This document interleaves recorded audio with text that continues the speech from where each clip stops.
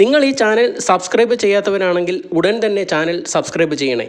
അതിവേഗം വികസിച്ചു കൊണ്ടിരിക്കുന്ന ഇൻഫ്രാസ്ട്രക്ചറിന് ഉദാഹരണമായി മേഖലയിലെ സുരക്ഷാ സേനയ്ക്കും സാധാരണക്കാർക്കും കൂടുതൽ എല്ലാ കാലാവസ്ഥയിലും കണക്ടിവിറ്റി റോഡുകൾ ഉറപ്പാക്കാൻ പ്രധാനമന്ത്രി നരേന്ദ്രമോദി ജൂലൈ 26-ന് തന്ത്രപരമായി പ്രാധാന്യമുള്ള ഷിൻകുല്ല ടണൽ പദ്ധതിയുടെ ആദ്യ ബ്ലാസ്റ്റിന് തുടക്കമിട്ടു.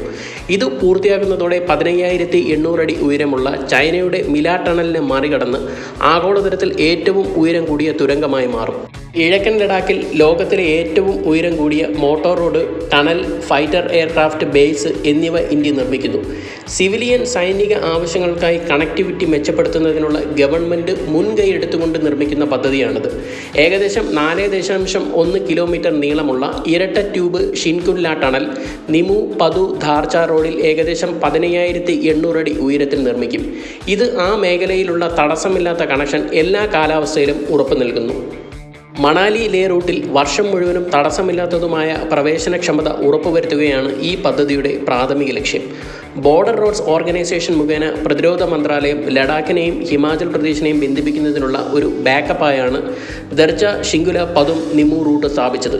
ഈ നിർണായക തുരങ്കം ലഡാക്കിലെ സൻസ്കാർ താഴ്വരയെ ഹിമാചൽ പ്രദേശിലെ ലാഹോൾ താഴ്വരയുമായി ബന്ധിപ്പിക്കുന്നു.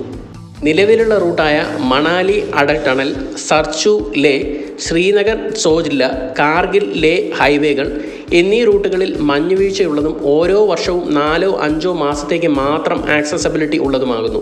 എന്നിരുന്നാലും അടൽ ടണലിൻ്റെ പൂർത്തീകരണം മണാലിയിൽ നിന്നും ദർച്ചയിലേക്കുള്ള റോഡ് വർഷം മുഴുവനും ആക്സസ് ചെയ്യാവുന്നതാക്കി മാറ്റി.